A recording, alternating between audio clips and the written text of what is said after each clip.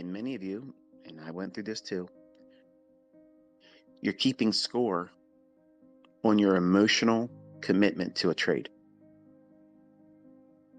Now think about that. You're measuring your emotional commitment to every trade you're putting on right now when you're new. What separates the trader that thinks like that from someone that's consistently profitable? They're not holding their entire career up by the results of that one transaction. They're not leveraging so much that even if it doesn't pan out, it is insignificant in the grand scheme of things. That one thing, that one transaction, that one idea, that one decision didn't materialize in a manner that was favorable for you. But you're not worried about being right. That state of mind is what I'm getting at with this particular podcast or Twitter space. When being right is no longer enough. See, right now in the beginning, everybody wants to be right. That's your scorecard. How many times can you be right in public? How many times can you be right in your private demo trading or tape reading? And you're building this idea, if you're doing it like this, you're building this idea of reporting to yourself as a scorecard or a report card on the basis of how many times you're right. When you make decisions in the average everyday life, the things that you want to see happen for you sometimes doesn't pan out like that. Something happens, traffic keeps you from getting into work on time. It wasn't your fault. You made the decision, though, to leave when you did. But you didn't know that traffic jam was going to tie you up. And then you may have some kind of repercussion at work. You were heading to work. You had good intentions. You were right about doing that, but you didn't get there on time. So you missed the mark. That's no different with trading. You're going to get up. You're going to start your day. Open your charts up. You're going to have a game plan. You're going to wait for the market to do specific things to line up a setup for you. And you're going to push a button. And once that button is pushed and you're in there, all control has been removed from you. The only thing you can control is the risk and how much time you stay in that trade. Everything else is out of your control. And it's interesting as a psychological experiment that all of you have the opportunity to measure yourself in. When you learn how to do what I'm teaching, it at some point becomes easy to do it in demo.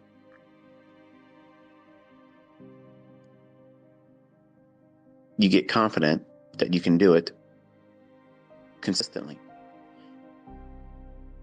Some time in the future, for you, you'll decide when being right is no longer enough. You'll want to trade.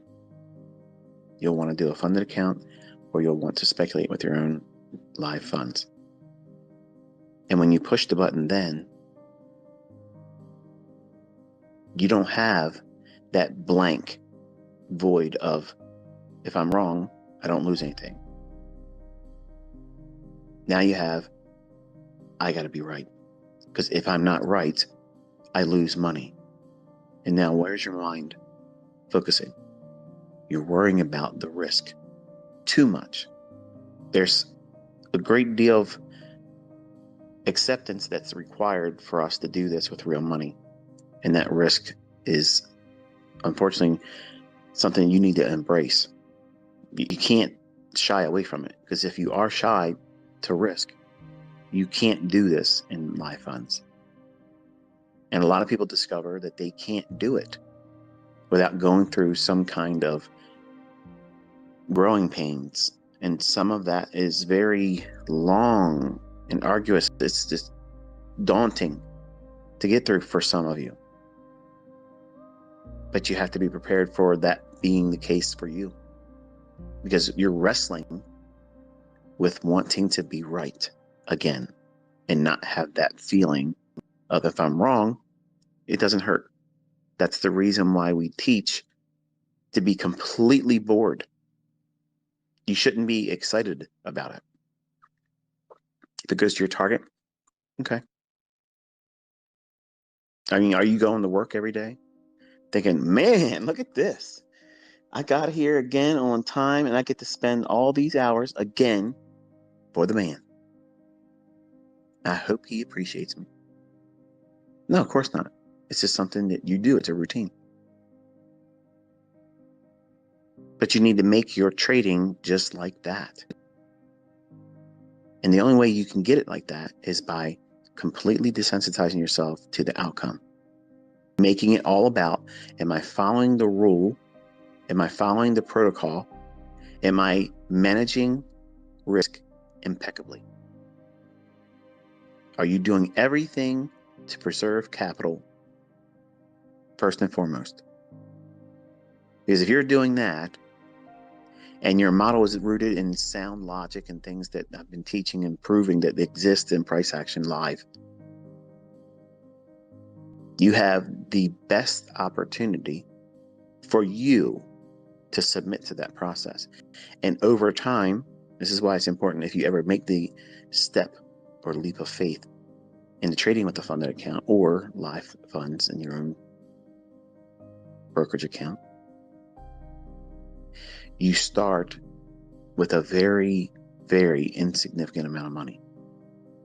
And you go through that whole process again of desensitizing yourself. Don't make it about, I got to make a 5-figure withdrawal. I got to make $1,000 withdrawal.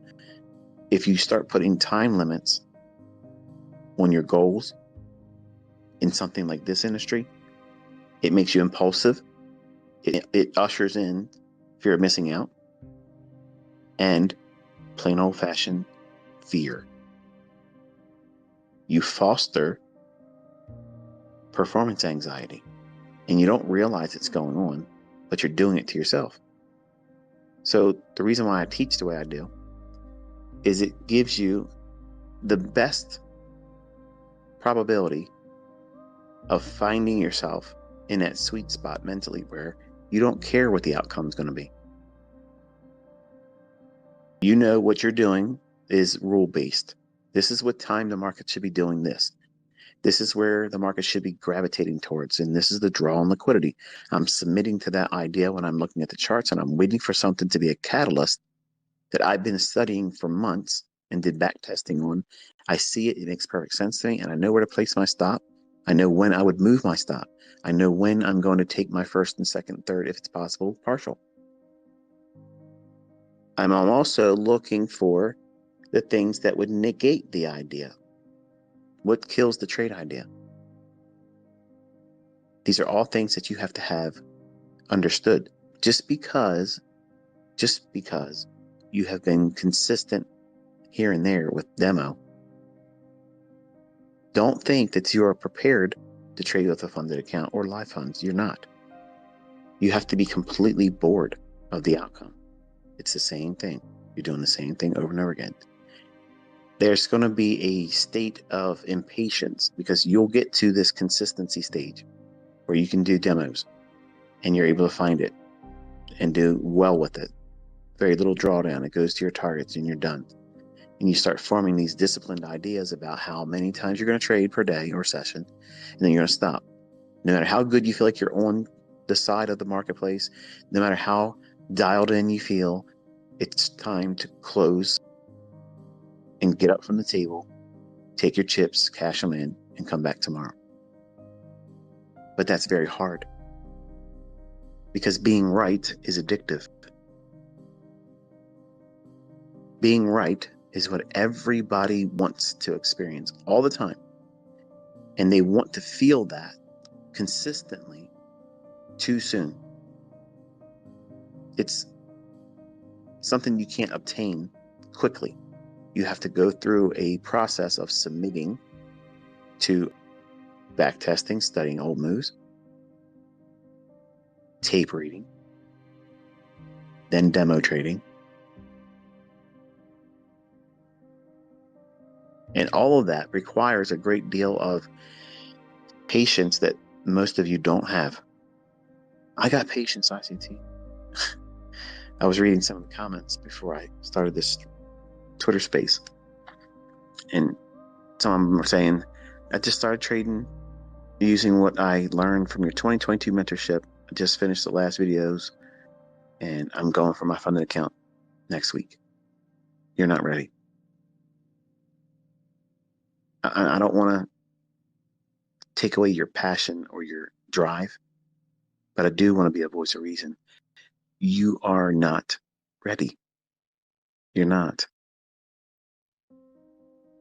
So when I talk to you and I try to give you these discussions, it's meant for you to take them under advisement. So that way it gives you the proper mindset, because without the proper mindset, it doesn't matter what my tools are suggesting in the charts. You'll do something incorrectly with it.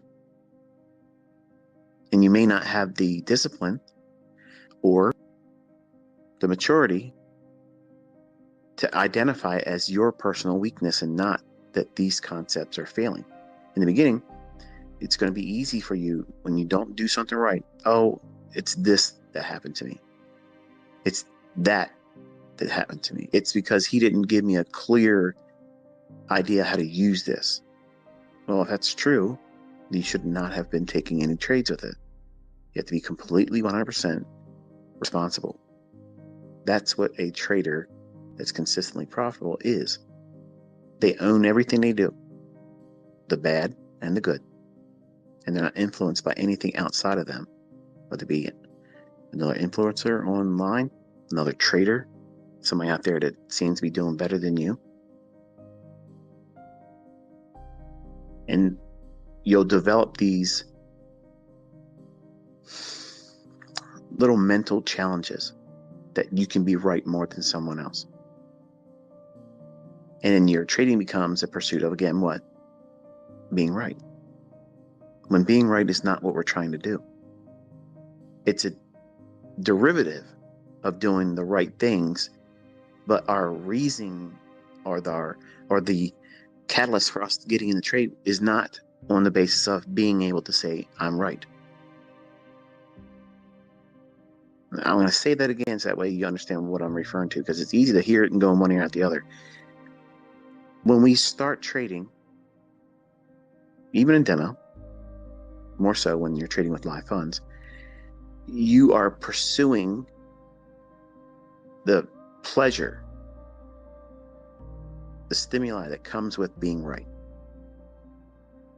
That feel-good hormone that gets released. It reminds you that if this was real, you'd made that much money. And you don't want to go into your development with that mindset, because you're pursuing the end result being on the basis of you being right. And if your focus is always about being right and not the process, what are you really doing? You're teaching yourself to adhere to something on the basis of win or fail. And now you've elevated the outcome to a level of critical. It's critical for you to be right, because you won't be prepared mentally to accept the fact that that one didn't work.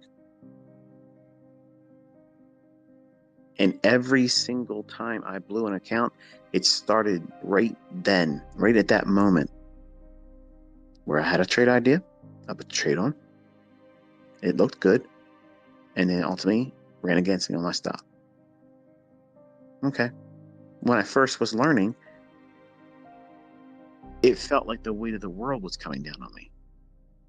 It felt like I'm afraid to take the next trade because that one didn't work out for me. And the number one reason why you're fearing to take the next trade after a losing trade is because you're wrestling with the impulsiveness to want to trade with a larger size, and your conscience is telling you, don't do it. And you need to listen to it. Don't. In fact, it's better for you, if you're new, to just completely stop for the day. Give yourself time to process that incorrect trade result. So that way you can desensitize yourself from the pursuit of being right. Because if you're trying to do your trades with the goal in mind that I'm going to be right, it's going to go to my target, it's going to go where I said it was going to go, versus I'm trading this model, I'm trading with this approach, and I'm submitting myself to this very thing here. Nothing else. I'm not bringing anything else into it. I'm not letting anyone else influence my following of this logic. Come hell or high water, whatever the results are, I'm going to log it, and then I'm going to follow that model again when the setup forms it again, whether it be later today or another day. And you will find that you will get to this point where no longer are you pursuing being right, because it's no longer enough.